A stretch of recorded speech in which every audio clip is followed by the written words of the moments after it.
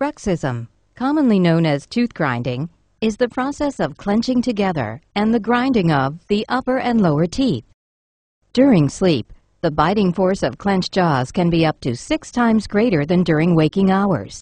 Bruxism can cause complications over the years: wear down tooth enamel, break fillings or other dental work, worsening of TMJ dysfunction, jaw pain, toothaches, headaches or earaches, tooth sensitivity, tooth mobility, chipped teeth, erodes gums and supporting bones, contributing to gum disease.